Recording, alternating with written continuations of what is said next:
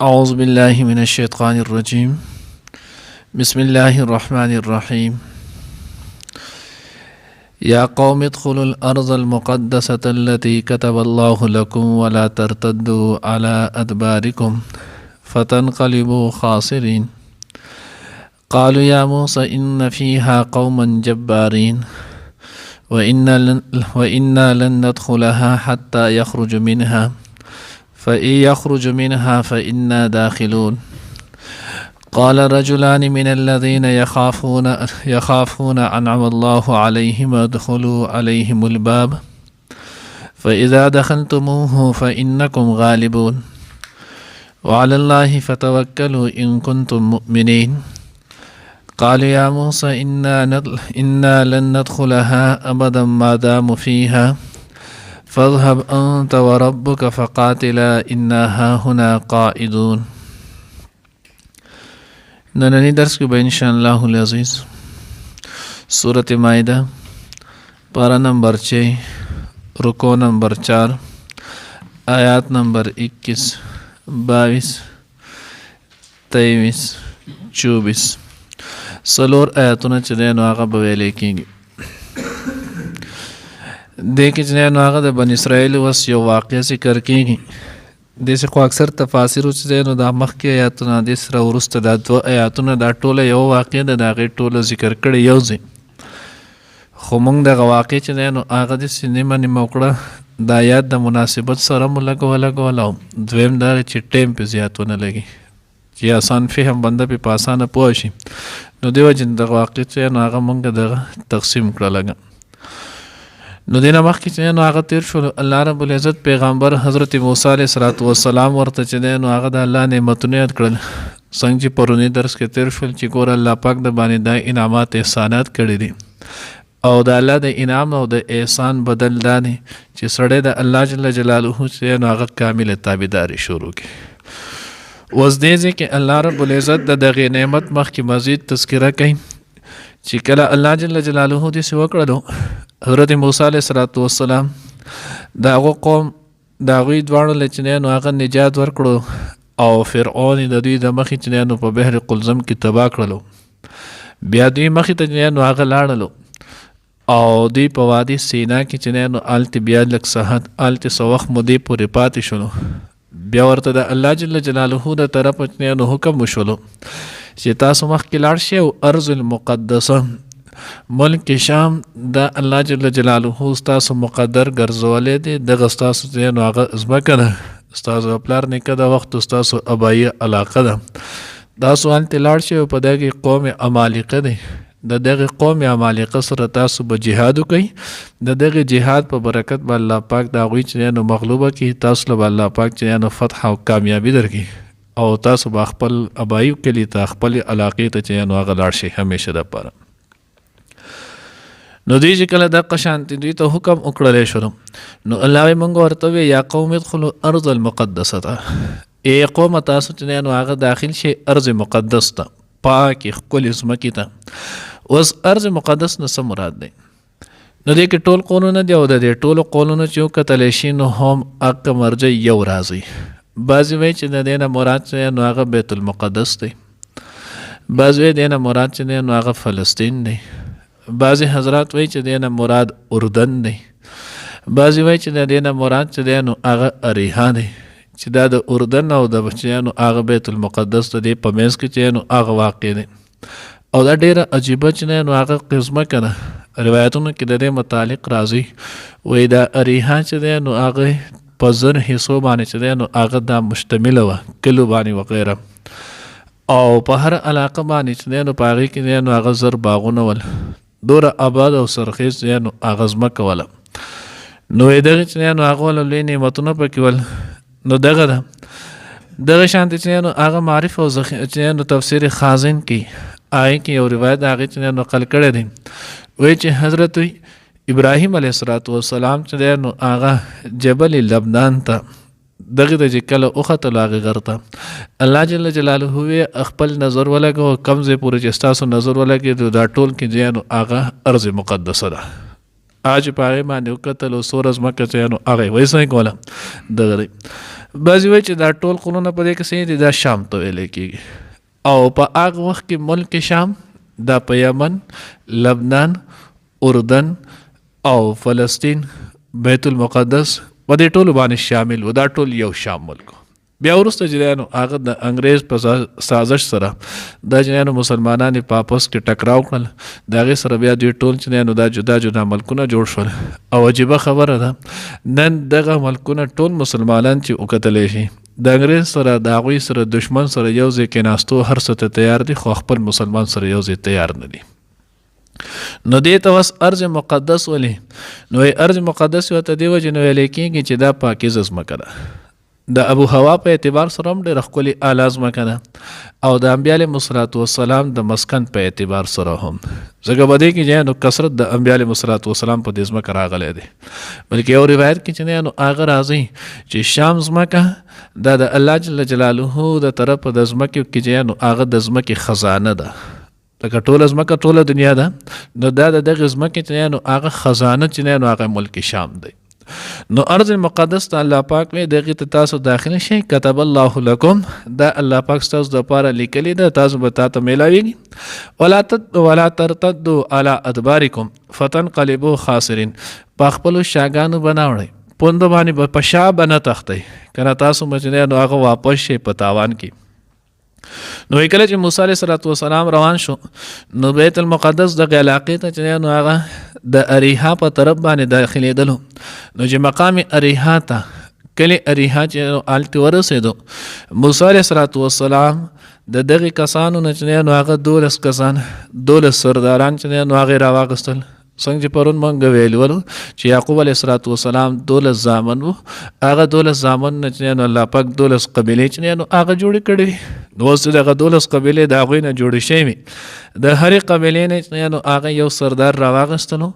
بیا یې دغه سردار چې نو دوی ولېږل تاسو لاړ شئ د دغې علاقې چې نو جاسوسي وکړئ چې دا قوم عمالقه د سره اسلحه څنګه ده، د دوی چې نو مورچې کوم ځای کې دي، د دوی چې نو هغه دفاعي چې نو هغه نظام څنګه دی. نو تاسو لاړ شئ د دې هر څه چې نو هغه مونږ ته خبر راوړئ چې بیا مونږ د هغې مطابق چې نو په دوی حمله وکړو. اوس چې کله لاړل نو دې ځای کې بیا اکثر تفاسیرو دلته چې نو هغه اسرائیلي ډېر شي چې نو هغه روایتونه ذکر کړي دي. خو معرف القرآن کې مفتی شفیع صاحب رحمه الله هم او تفسیر ابن کثیر کې چې نو حضرت چې نو هغه هم ذکر کړي، وایي چې په دې کې اکثریت چې نو هغه اسرائیلي روایتونه دي، او بعض روایتونه پکې داسې دي چې هغه د انسان عقل هم نه مني. یعنې صاحب العقل انسان هغه چې په هغې باندې سوچ وکړي نو هغه هم نشي منلی.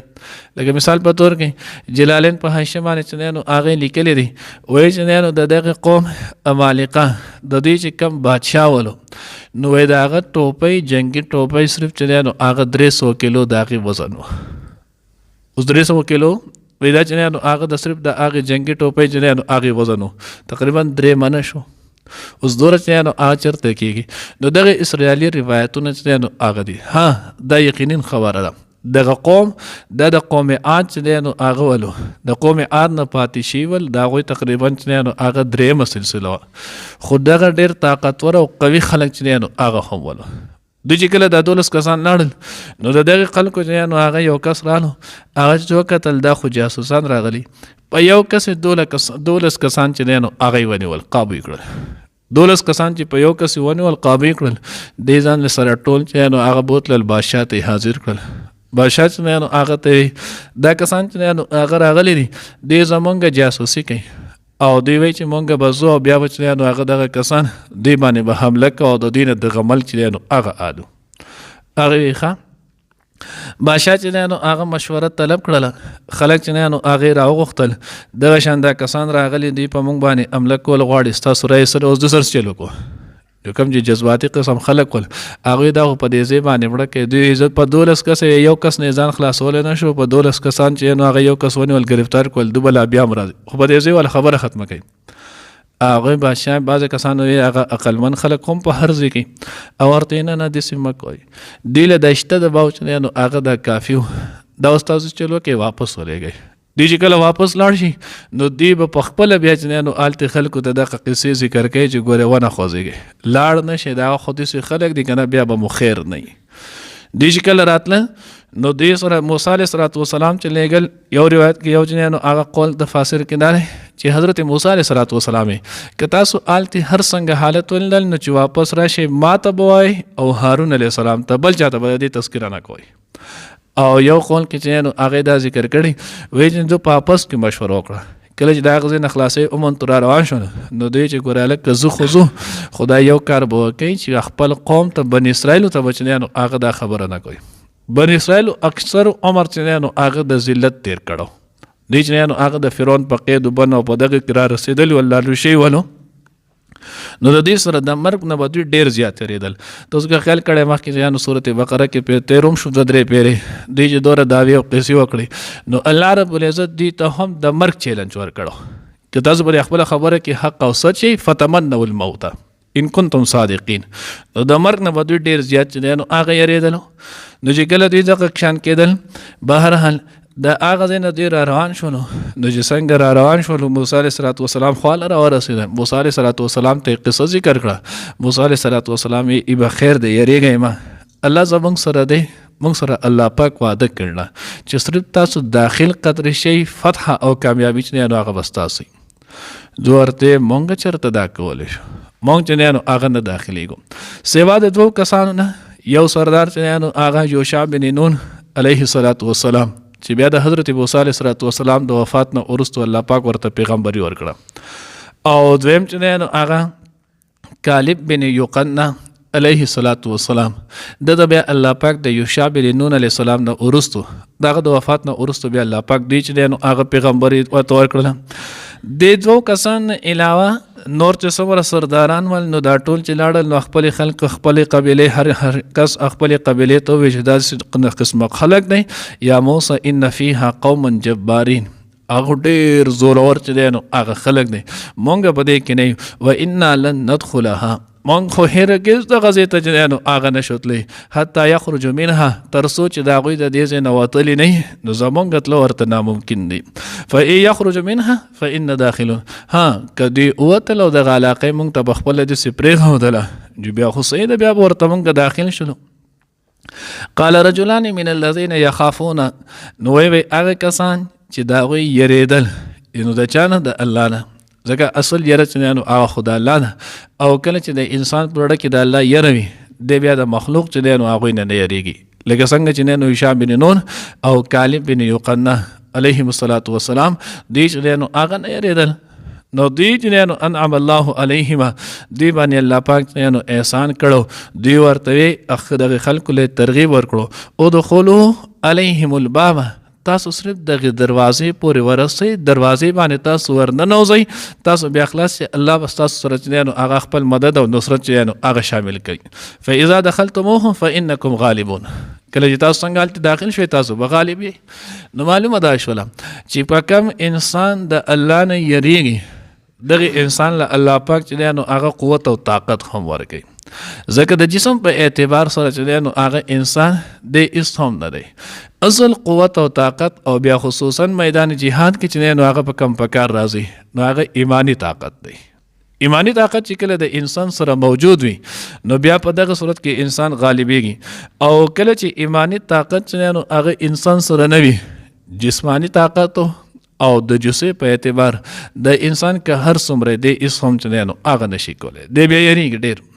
نو ځکه الله چې نو هغه دوی ورته بیا نصیحت وکړو فإنکم داخلون فإنکم غالبون وعلى الله فتوکلوا ان کنتم مؤمنین او تاسو په الله باندې توکل وکړئ که چېرته تاسو په الله توکل وکړلو نو تاسو به یقینا چې نو هغه به غالب وي خو شرط دا دی چې ته الله په ذات علیه باندې تاسو چې نو هغه توکل وکړئ.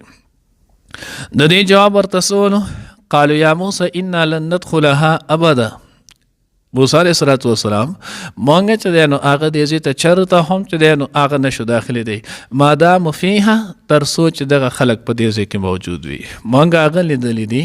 مشاهده او غیر مشاهده چې دی نو هغه ډېر لوی فرق ساتي. مونږ د هغوی چې نو هغه جزې لیدلې مونږ د هغوی لاسونه لیدلې مونږ چې نو د هغوی قد لیدلې طاقت مو لیدلی دی نو چې دی په دې کې نو زمونږ تله دغه ځای ته چې نو هغه ناممکن دی. بل کې وایي چې کله دغه کسان راغلل او دوی چې نو هغه د خلکو ته خبرې او دا یې وکړلې دغه سردارانو نو ډېر خلکو چې نو هغه اوس به لیدلی همیشه دپاره 2 کسان ورته ډېر کوي دوه کسان دی چې نو هغه جړه ور دی که ور ورته وایي دغه چې نو ډېر کوي مکر یو ښځه یو بې غیرته دی چې نو هغه دا ډېر کوي دی چې نو هغه ښځه به هم دنیا ارسوه کې خو چې معمولي یا سترګې سرې کې یا لږ دغه کوي چې په ځان بله قصد چې نو هغه د مکر ویر چې دی نو هغه راولي او یو چې کوم انسان دی چې نو الله نه نه هېرېږي اعمال فاسقې جزده کوي نو تاسو ګوره دی چې نو هغه هم د مکر ویر ډېر کوي نو بعضې کسان په دوی کې دغه ول دوی ته چې څنګه دغه سردارانو خبرې وکړي چې په جړا شول جړه او چغې شروع کړه او بیا یې چې نو هغه د دې څه پیدا شوله دا خو چې مونږ هلته د فرعونیانو د لاسه مړه شوی چې ښه به یو خدای چې مونږ په بیر قلزم راتلو چې دا 14 لاکه فرعونیان چې پې دې هلاک کول چې مونږ به دې پې هم بیولو دا خو دلته مونږ یې راویستلو دا ځینې اخلاص کول دلته چې نو هغه د بل مرګ په خوله کې ورکړلو اوس دلته چې نو هغه پې مونږ مړه کوي نو دوی چې نو هغه دغه شانتې بادامو فیها تر څو چې دوی په دې کې نو مونږ دې ته تللی نه یو او بیا چې نو هغه دومره چې نو هغه بې ادبه جمله چې نو هغه حضرت موسی علیه السلام ته چې نو هغه استعمال کړله چې چېرته به تقریبا زم چې چا یو امتي به هم خپل پیغمبر ته نه ویلي دی چې نو هغه بې ادبه جمله څه اسمه کړه فذهب انت وربک تو لاړ شي او ستا رب دې لاړ شي فقاتلا او تاسو چې نو هغه جنګ وکئ ان هاهنا قاعدون موږ بدل دی چې نو هغه ناست یو موږ بدلی یو تو ستا رب چې نو هغه دې لاړ شي تاسو وجنګېږئ دغه خلک د دغه ځای نه وباسئ موږ به بیا د دغې نه وروسته چې نو هغه علاقه چې پاکه شي جو موږ به در شو اوس دلته چې نو هغه د بني اسرائیلو حالاتو موږ باندې چې دا سوره الله رحم دی د الله د پیغمبر خصوصي چې نو هغه دعاګانې او بیا حضرات صحابه کرام رضوان الله تعالی اجمعین چې نو هغوی کامل شجاعت او کامل تابعداري کچرته الله مکا د دې امت اولنۍ حصہ صحابه کرام رضوان الله تعالی اجمعین چې نو هغه د دې بني اسرائیل او د خلکو په شان دا چلول کړی د امت به هم په خا چې نو هغه بګاړ شو خدا د صحابه لوی قرباني چې نو هغه وا اوس په اخر دور کې چې نو هغه د دې دور یو چې نو هغه بدبخت سپیره را پاسي او د صحابه کرام رضوان الله تعالی اجمعین په چې نو هغه خبرې کوي دې چې نو هغه خپل دربار تیراولي په خپل په ځابان چې نو په عقل په خپل فهم باندې چې نو هغه موازنه کوي دغه شانت وشولو حضور علیه الصلوۃ والسلام چې نو هغه جنگ بدر دی غزوه بدر چې نو هغه کېږي صحابه چې نو هغه کمزوري حالات مخکې سورۃ ال عمران کې مونږ ویلو اته او خان سسور لیدا دوه توري چې نو هغه څه شیز دی او د دشمن چې نو هغه زر کسان دي 313 کسان چې نو هغه به د هغوی په مخ کې څوک وي بې سرو سامان چې نو هغه کسان پیدل منډي پیدل پتلو باندې چې نو هغه ځي خو چې کله د هغوی د مدینې مبارکه باندې چې نو هغه حمله کوله چړای کوله حضور علیه الصلوۃ والسلام ته چې نو هغه پته ولګېده الله پیغمبر ډېر زیات چې نو هغه پریشانه شو مکه کې تاسو لږ مونږ چې نو هغه تکالیف را کړي دي مسلمانان ته لږ چې نو اذیتونه رسولي دي بیا څنګه مخکې ورځو کې هم چې نو هغه درس کې تېر شو بیا چې کله دلته رالل نو مدینې منورې ته د هغوی چې نو هغه منافق رالو د صدقې هغه اوښیان چې نو هغه بیا وتښتول دغې وسره وکړلې اوس تاسو راځئ په موږ باندې مدینه کې چې نو هغه حمله هم کوي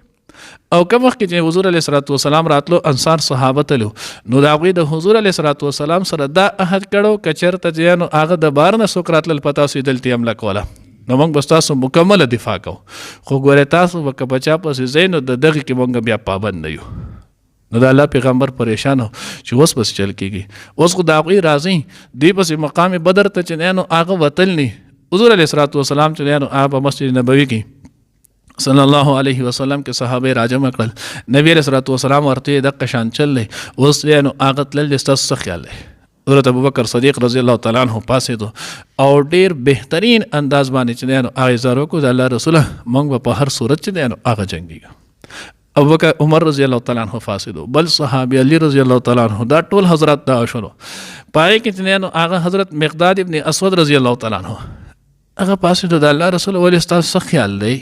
موږ به چې نو هغه بنو اسرائیلو په شان دي تاسو ته الله دې نه کې داسې به وایو چې فذهب انت وربک فقاتلا ان هاهنا قاعدون نه داسې چېرته کېدی شي الله پیغمبره موږ خو به نو هغه په تاسو باندې خپل ځانونه چې نو هغه وشیندو نبی علیه الصلوۃ والسلام انتهایی زیات چې نو هغه خوشحاله شو حدیث مبارکه کې راځي د نبی علیه الصلوۃ والسلام د مخ چې نو هغه مبارک داسې یو پړق چې نو هغه یې وکړلو کله سړی ته خوشاله غټه خبر چې نو اغوار ول شي دا شي. حضرت عبد الله ابن مسعود رضی الله تعالی عنہ فرمای وی مال د مقداد رضی الله تعالی عنہ په دې جمله باندې ډېر لوی چې نو هغه شک راځي زم چې کاش دا جمله چې نو هغه ما ویلې چې په دې باندې الله پیغمبر ته دومره لوی راحت ورسېدو. بیا هم د الله پیغمبر چې نو هغه وی مونږ د قشان تیوزو. حضرت سعد ابن معاذ رضی الله تعالی عنہ چې دا د انصار صحابه چې نو هغه مشر ولو د پاسه د الله رسول ماته پته را ستاسو مراد چې نو هغه مونږ ځکه مونږ ستاسو سره چې نو هغه د غلوس او عهد کړو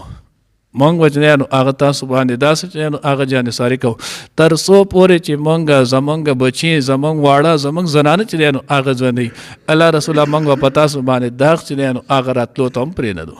چې مونږ بځوندیو او تاسو ته بچنه نو هغه څوک سووي چرتم دې سن شي کېږي مونږ دا جمله نشو ویلې چې فذهب انت وربك فقاتل انها هنا قائدون. بیا دغه معنی دی چې موسی علیه السلام انتهایی خفه شو د دې ځبان د جمله تقریبا نو هغه د قصص نه سمجھ کې راځي او وردی مخکې بیا دغه نه اخوا چې نو هغه دویمه ذکر دی ان شاء الله العزیز کدونو هغه بیا سوا کې خیر وایو. الله دې موږ ته صحیح په نصیب کړي.